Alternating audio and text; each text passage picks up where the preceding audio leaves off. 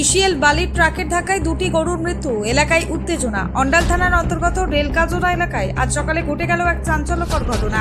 একটি অনিয়ন্ত্রিত ইসিএল বালির ট্রাক রাস্তার পাশে থাকা দুটি গরুকে সজোরে ধাক্কা মারলে ঘটনাস্থলেই তাদের মৃত্যু হয়। প্রত্যক্ষদর্শী রাজনাথ আহির জানিয়েছেন, রেলকাজরার সামনের বাঁকের কাছে ট্রাকটি দ্রুত গতিতে নিয়ন্ত্রণ হারিয়ে ফেলে। তখন রাস্তার ধারে দাঁড়িয়ে থাকা গরুগুলিকে ধাক্কা মেরে মাটিতে ফেলে দেয়, ফলে সঙ্গে সঙ্গে মৃত্যু ঘটে।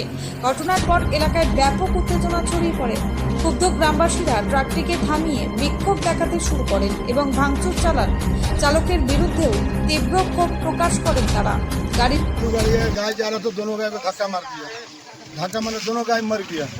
फिर मान लिया उसी जो बैठ के हम लोग फैसला किए भाई कि ठीक है अपना आपस में लेन देन करके उसको समस्या खत्म कर। मैं तो बार बार का समस्या रहेगा। एक तो ब्रेकर नहीं बनने पर एनी टाइम कभी भी घटना हो सकता है और हर हमेशा होते रहा। हमेशा गाड़ी लोग किधर से आ रहा था? गाड़ी आ रहा था उधर भूत बांग्ला करोड़ से पदोतिया तंत्र से। टर्निंग है क्या वहाँ? टर्नी है, बहुत डेंजर जगह है। गाड़ी में क्या स्पीड में था क्या? गाड़ी बोल रहा है गाड़ी मेरा ब्रेक फेल हो गया।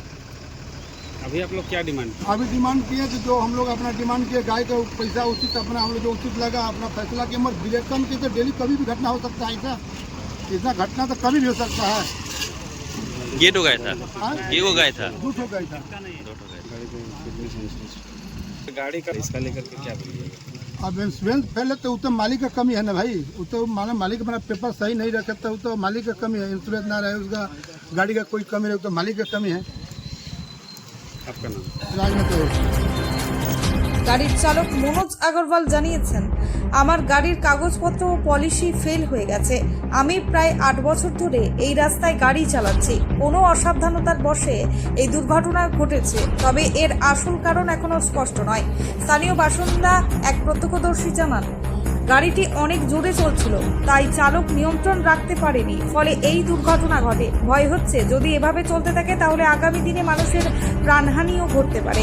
অবশেষে বনভাল ফাঁড়ির পুলিশ ঘটনাস্থলে পৌঁছে পরিস্থিতি নিয়ন্ত্রণে আনে এবং ট্রাকটিকে জব্দ করে। এই ঘটনায় এলাকায় আতঙ্কের পাশাপাশি তীব্র ক্ষোভ ছড়িয়ে পড়েছে।